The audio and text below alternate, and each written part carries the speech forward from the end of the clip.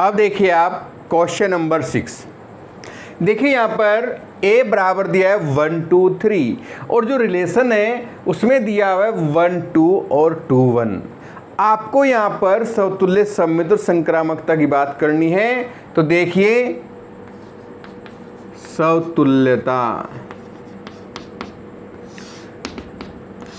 समतुल्य में क्या होता है कि जो समुच्चय दिया हुआ है उसका प्रत्येक अवयव सम के साथ संबंध होना चाहिए, अर्थात R के अंदर 1 1 होना चाहिए, लेकिन 1 1 तो इसमें नहीं है। 2 2 होना चाहिए, 2 2 भी नहीं, और 3 3 होना चाहिए, वो भी इसके अंदर नहीं है। इसलिए R आपका समतुल्य संबंध नहीं है, इसलिए R एक समतुल्य संबंध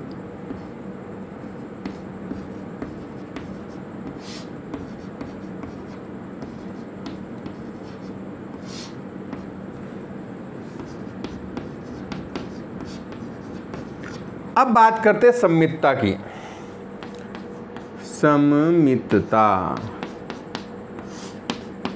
देखिए सममितता में 1 2 इसके अंदर है, यानी 1 2 बिलोंग्स टू R, तो 2 1 भी है। यहां पर हम देखते हैं कि 1 2 भी है तो उसका उल्टा भी है, इसलिए संबंध सममित होगा।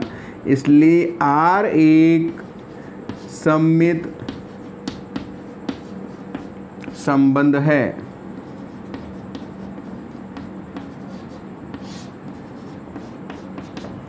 अब हम बात करते हैं संक्रामकता की। संक्रामकता, संक्रामकता में क्या करना है भाई? देखो यहां पर इसके अंदर 1 2 है, 1 2 बिलोंग्स टू R, फिर 2 का संबंध रखा है, 2 1 बिलोंग्स टू R, 2 1 है, लेकिन 1 1 इसके अंदर नहीं है, 1 1 नॉट बिलोंग्स टू R, इसलिए R संक्रामक संबंध नहीं है।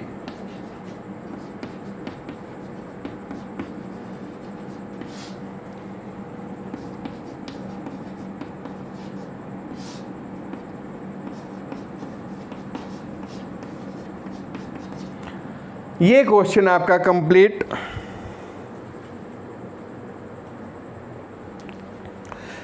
क्वेश्चन नंबर 7 देखिए, प्रश्न को ध्यान से समझना है।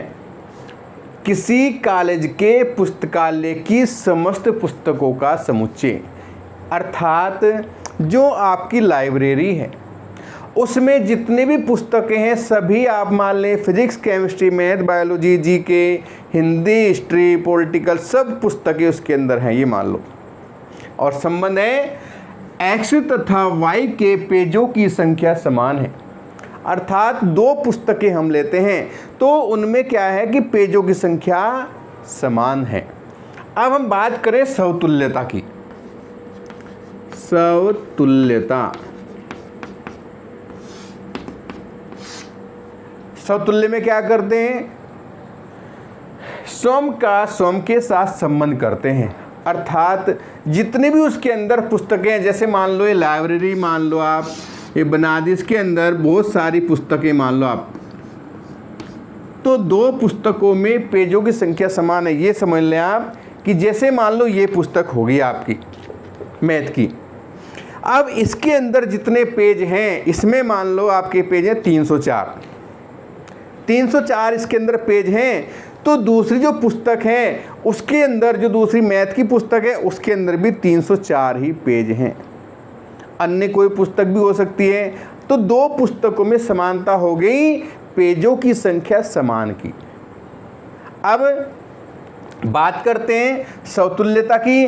तो जब हम इस पुस्तक की बात करें, इसमें कितनी बार हम पेज काउंट करें, जितने पेज पहली बार आएंगे उतने ही हर बार आएंगे, यानी 304 हैं तो 304 ही रहेंगे। दूसरी पुस्तकें उसके पेज काउंट करेंगे, जैसे हमने बनाई यहाँ पर ये पुस्तक, इसमें पेज हमने काउंट किए समान, इस पुस्तक में जितने हैं पेजों की संख्या कम ज़्यादा हो सकती है, 300 की जगह 500 भी हो सकती है, लेकिन काउंट करेंगे तो उतने ही पेज इसमें आएंगे। ध्यान रखना ये बात कि जितनी भी इसके अंदर लाइब्रेरी में जितनी भी पुस्तकें हैं, सभी पुस्तकों में हर बार काउंटिंग करने पर पेजों की संख्या उतनी ही आएगी जितनी पहली बार आई, इसलिए संबंध समतुल्य होगा। लिखें कैसे?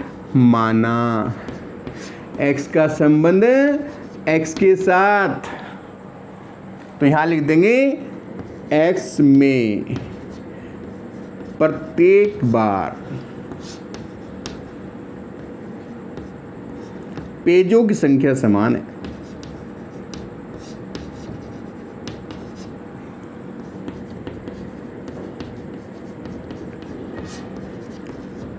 इसका अर्थ है कथन सत्य है, इसलिए R एक समतुल्य संबंध है।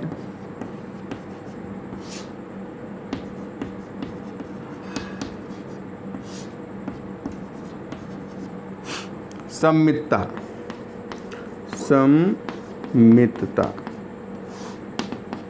माना x का संबंध y के साथ, x का संबंध y के साथ क्या है? x तथा y में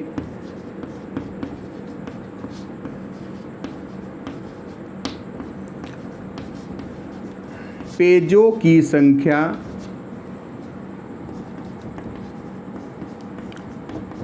समान है। अब y का मैं x के साथ करूं, y का संबंध x के साथ, तो y तथा x में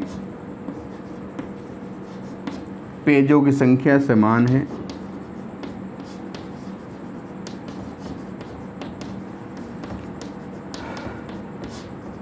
देखो बात सही होगी, क्यों? जैसे हमने दो पुस्तकों की तुलना की, पहली पुस्तक में और दूसरी पुस्तक में, दोनों में पेजों की संख्या समान, फिर दूसरी और पहले की बात करें तो भी पेजों की संख्या समान ही होगी। संबंध क्या होगा? सममित होगा। इसलिए R एक सममित संबंध है।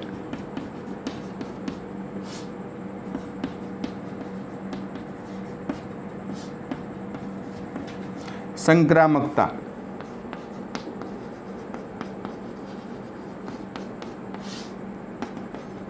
माना x का संबंध y के साथ, x का संबंध y के साथ क्या है भाई? x तथा y में पेजों की संख्या समान है।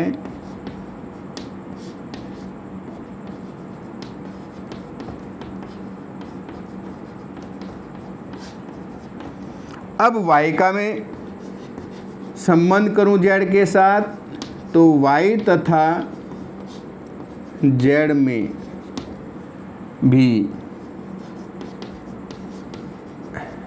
पेजों की संख्या समान है। यानी ये पहला संबंध और ये दूसरा संबंध। देखो भाई, एक पुस्तक ये, एक ही, इन दोनों में पेजों की संख्या समान। फिर दूसरे और तीसरी दो पुस्तक ये हो गई, इनमें पेजों की संख्या समान हुई। तो पहली और तीसरी में भी क्या होगी? पेजों की संख्या समान होगी। अर्थात फर्स्ट व सेकंड संबंध से x का संबंध मैंने किया z के साथ, तो x तथा z में पेजों की संख्या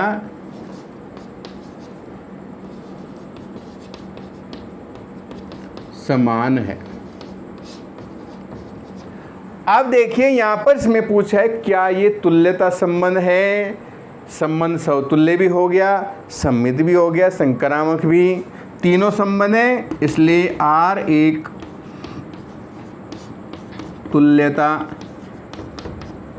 संबंध है। ये क्वेश्चन आपका कंप्लीट। नेक्स्ट,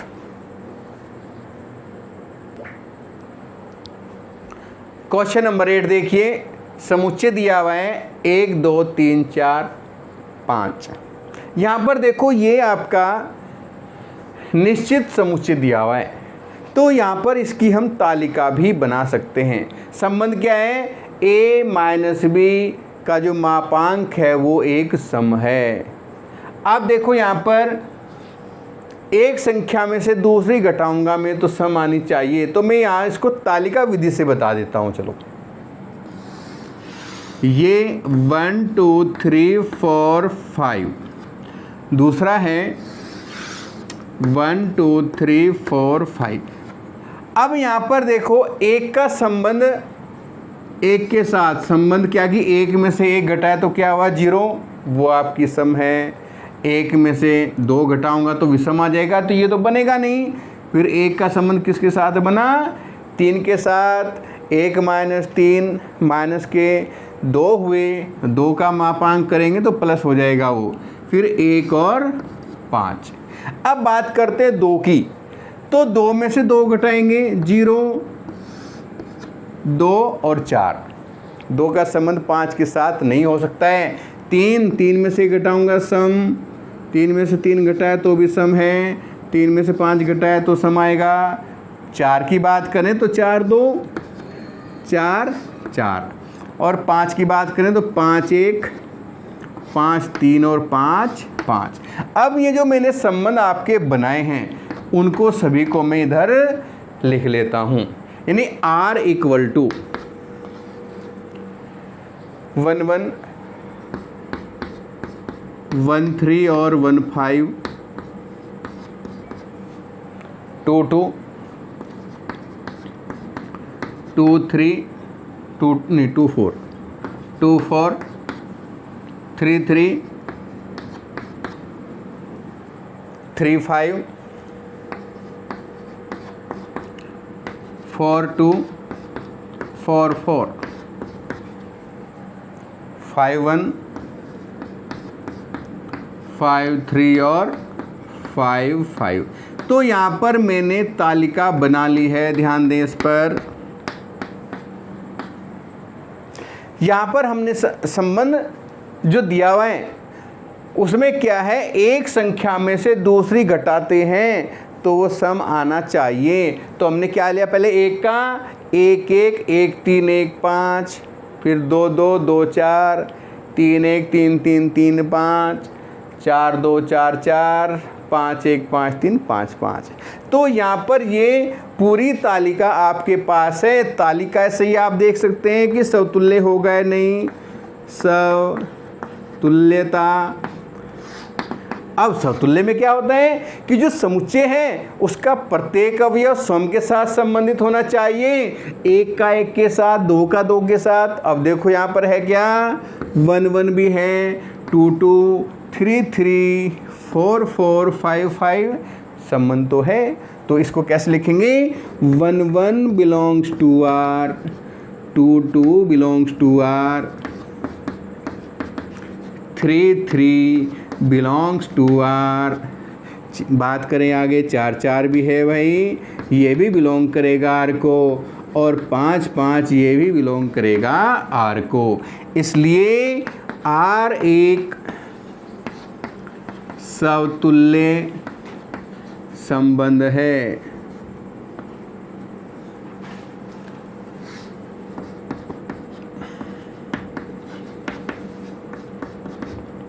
अब हम बात करें सममितता की।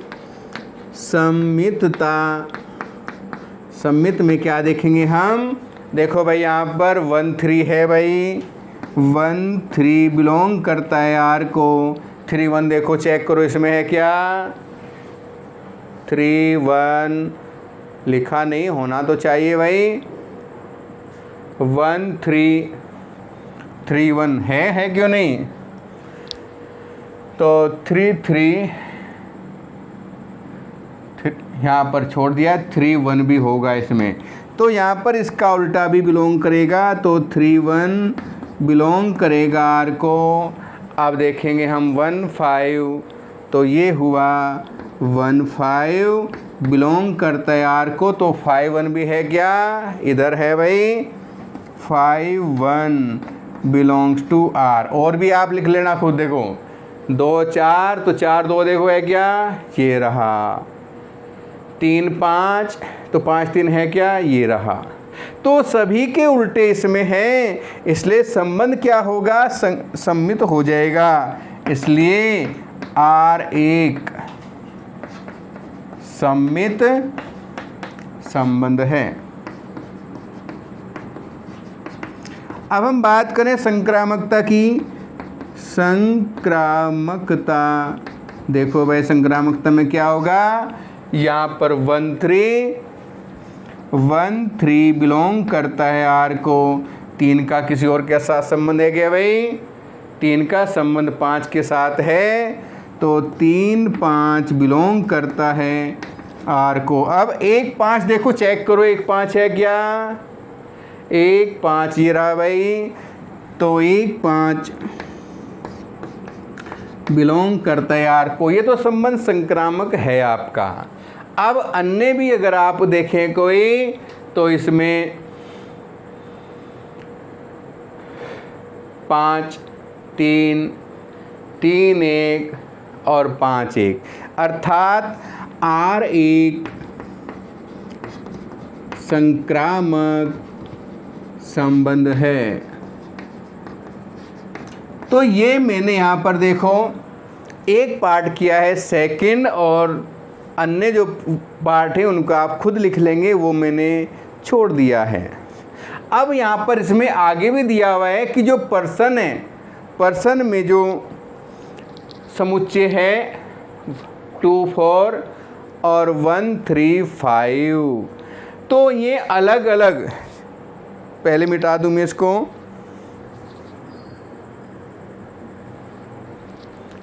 अब देखिए आगे इसमें समुच्चय 1 3 5 के सभी अवयव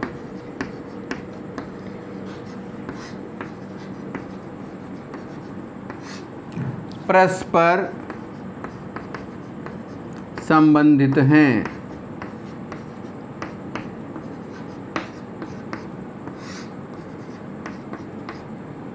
देखो भाई, इसके जितने भी अवयव हैं वे सभी आपस में संबंधित क्यों होंगे? क्योंकि 3 में से 1 घटाऊंगा तो भी सम है, 3 में से 5 घटा दूँ तो भी सम, 5 में से 1 घटा दूँ तो भी सम संख्या आती है।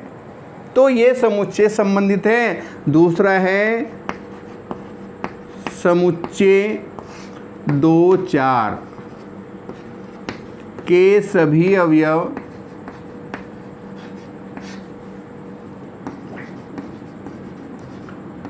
परस्पर संबंधित हैं।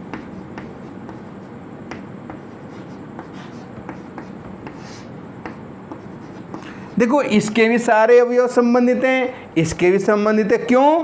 क्योंकि 4 में से 2 घटाऊंगा तो क्या आएगा? सम। यानी इस संबंध को ये सेटिस्फाई कर रहा है। परंतु समुच्चय 1 3 5 का एक भी अवयव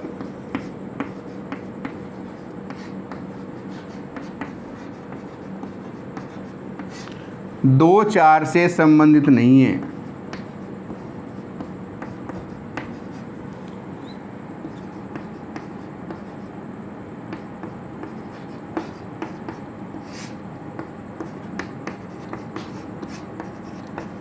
देखो ये परस्पर संबंधित क्यों नहीं होंगे?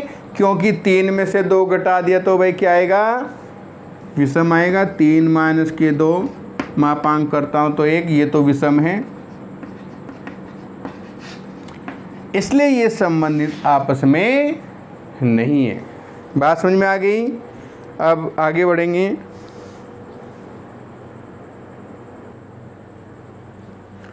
क्वेश्चन नंबर 9 देखिए। समुच्चय दिया हुआ है a बराबर x बिलोंग्स टू z, लेकिन x का जो मान है वो 0 सहित 12 तक है। अर्थात यहाँ पर मैं इसकी तालिका बनाऊं तो ये हो जाएगा 0 1 2 3 4 5 6 7 8 9 10 11 और 12। ये आपका समुच्चय इसमें दिया हुआ है। अब ये जो पर्सन है, क्योंकि समुच्चय क्या है आपका? निश्चित है, तालिका विधि भी इसमें लगा सकता हूँ। और बिना तालिका के भी कर सकता हूँ, मर्जी है आपकी। देखो तालिका बनाओ पहले, R इक्वल टू, पहले मैं यहाँ पर समुच्चय लिख लेता हूँ, उसी के अनुसार हम तालिका बनाएंगे। 0 1 2 3 4 5 6 7 8 9 10 11 और 12। दूसरा समुच्चय इधर 0 1 2 3 4 5 6 7 8 9 10 11 और 12। अब देखो यहाँ पर जो संबंध है, ये आपका समुच्चय A हुआ, ये हुआ B। यहाँ पर जो संबंध है A माइनस B, एक संख्या में से दूसरी घटाते हैं तो वो 4 का गुणज होता है। अब देखो यहाँ पर 0 का संबंध किस किसके साथ, 0 का संबंध करूँ 0 के साथ, तो 0 माइनस जो 0 होगा, देखो 0 माइनस के 0 बराबर 0, और 0 4 का गुणज होता है क्योंकि मान आ जाएगा 0। सत्य 0 के बाद 4 और फिर 8 और फिर 12, क्योंकि 12 और 0 माइनस 12 करेंगे तो 12 आ जाएगा और 12 4 का गुणज होगा। तो यहाँ पर जो तालिका बनी 0 0 0 4 0 8 0 12। अब नेक्स्ट 1 की बात करें तो 1 में से घटाऊंगा तो 0 आएगा भाई, 1 5 लूँगा, 1 9 और तो नहीं आएगा कोई, तो ये हुआ 1 1 1 5 और 1 9। इसके अलावा कोई नहीं है भाई। अब बात करें 2 की तो 2 2 हो जाएगा, 2 6 हुआ और 2 10, क्योंकि 10 में से 2 घटाएंगे तो 8 और नहीं बनेगा कोई, तो ये हुआ 2 2 2 6 और 2 10। अब आगे बढ़े और 3, तो 3 का 3 के साथ, क्योंकि 3 माइनस 3 0 हो जाएगा, और 3 7, 7 में 3 घटाएंगे तो 4, और यहाँ पर 3 11, 11 में से 3 घटाएंगे तो 8, तो ये हो गया 3 3 3 7 और 3 11। अब बात करें 4 की तो 4 4 बनेगा, 4 4 4 0 भी बनेगा भाई, फिर 4 8 बनेगा और 4 12 बनेगा, तो ये हुआ 4 0 4 4 4 8 4 12। अब 5 की बात करें तो 5 का संबंध एक तो 1 के साथ बना, 5 1, 5 का 5 के साथ भी बनेगा, और 5 का फिर 9 के साथ बनेगा, और तो नहीं बना किसी के साथ, ठीक है। तो 5 1 5 5 और 5 9, क्योंकि 9 में से 5 घटा देंगे तो 4 आएगा, वो 4 का गुणज होगा। 6 की बात करें तो 6 2 6 6 और 6 10, 10 में से 6 घटाएंगे तो 4 आएगा, और 6 12 भी हो, 6 12 नहीं होगा क्योंकि वो 4 का गुणज नहीं होगा, तो क्या क्या हो गई 6 2 6 6 और 6 10। उसके बाद 7 की बात करें तो 7 3 7 7 और 7 3 7 7 और 7 11, क्योंकि 11 में से 7 घटाएंगे तो 4 बचेगा, तो ये हो जाएगा 7 3 7 7 7 11। अब 8 की बात करें तो एक तो आएगा 8 0, 8 0 बनेगा, 8 4 8 8 और 8 12। तो ये हुआ 8 0 8 4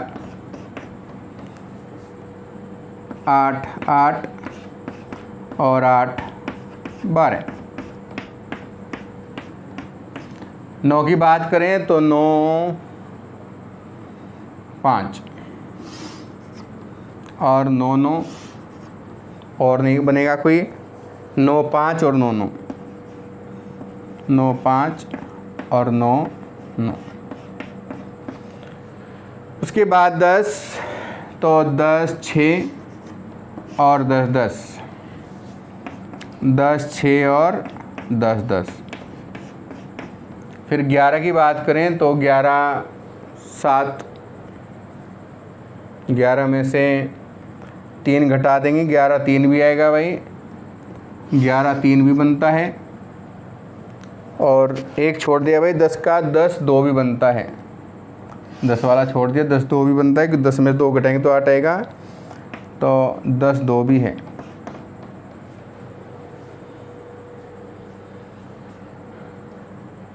दो 10, तो 2 11 का, 11 3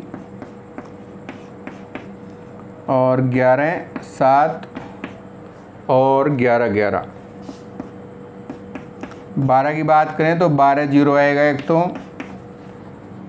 12 4 12 8 और 12 12।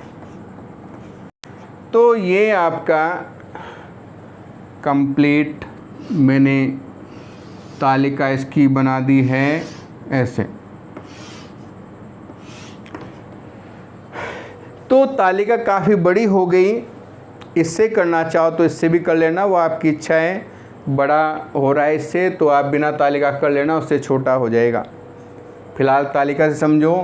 इसके अंदर जो अवयव हैं, जैसे 0 0 हुआ, 1 1 हुआ, 2 2 है, 3 3 भी आ गया है, 4 4 5 5 भी है, 6 6 7 7 8 8 9 9 और 10 10 भी होगा, 11 11 भी होगा और 12 12 भी होगा। तो ये देखिए यहाँ पर ये सभी जो अवयव हैं सम के साथ संबंधित हैं, तो संबंध समतुल्य होगा। आप लिख देंगे इसको। सम्मितता की बात करें तो जैसे 1 5 है तो 5 1 भी कहीं ना कहीं होगा। सम्मित संबंध भी इसका होगा। जैसे 1 9 है तो 9 1 भी होना चाहिए। चेक कर लेंगे आप इसमें तालिका में, बिल्कुल आएगा 9 1, कहीं ना कहीं ज़रूर आएगा, भले ही हमने छोड़ दिया हो। नहीं है तो लिख दें 9 1 भी आएगा, 9 1। उसके बाद 2 6 है तो 6 2 भी कहीं ना कहीं ज़रूर आएगा। ऐसे संक्रामकता की बात करें तो संक्रामकता में क्या होगा, जैसे 1 5 है, 1 5 5 9 तो 1 9 भी होगा, ठीक है ना। तो इसको आप सवाल को सम करेंगे, ठीक है ना। अब इसमें ये पूछा है कि जो संख्याएं हैं प्रश्न में दिया हुआ है, प्रत्येक दशा में एक किन किन अवयव से संबंधित हैं। अब यहाँ पर जो एक अवयव है वो किस किस से संबंधित हुआ, एक तो हुआ वो 5 से, क्योंकि 5 में से घटाता हूँ तो मैं 4 आएगा। और फिर एक हुआ 9 से, क्योंकि 9 में से 1 घटाऊँगा तो 8 आएगा।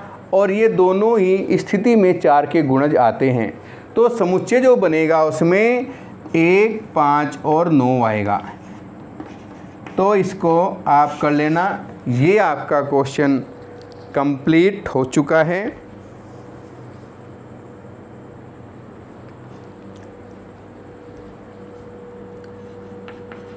समतुल्यता।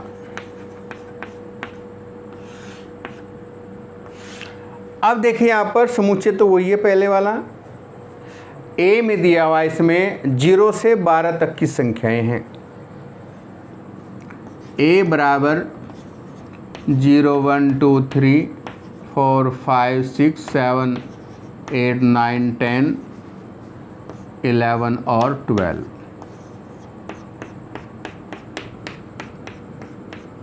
ठीक है। अब यहाँ पर इसमें देखिए आप a बराबर है b, यानी एक संख्या दूसरी के बराबर है, तो इनमें और कोई संख्या तो किसी के बराबर हो नहीं सकती। तालिका बनाऊंगा तो प्रत्येक संख्या 0 0 के बराबर, 1 1 के बराबर, 2 2 के बराबर, प्रत्येक संख्या सम के बराबर होगी, संबंध समतुल्य होगा। देखो यहाँ पर समतुल्यता में माना a का संबंध a के साथ, तो a बराबर a, बात सत्य है।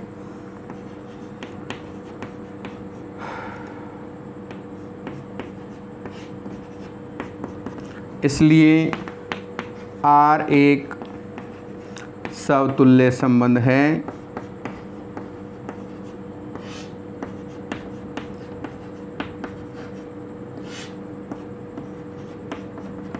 सममितता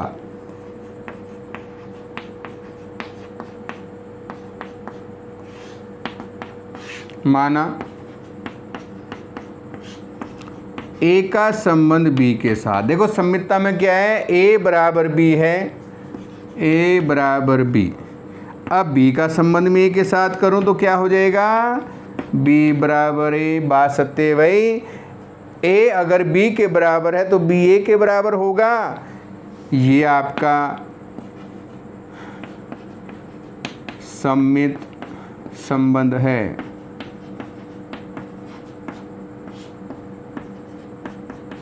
अब बात करते हैं संक्रामकता की।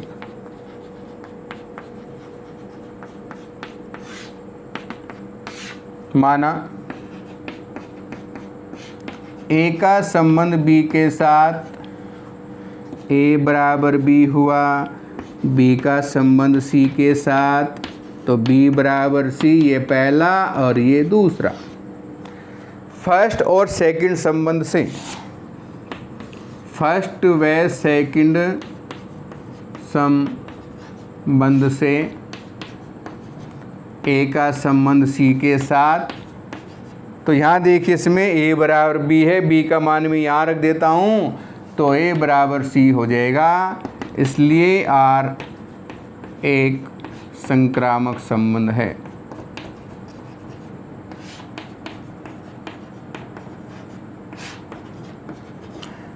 अब इसमें यह भी कहा हुआ है कि जो एक है वो किसके साथ संबंधित है, तो एक तो एक के साथ संबंधित होगा, अतः एक से संबंधित समुच्चय।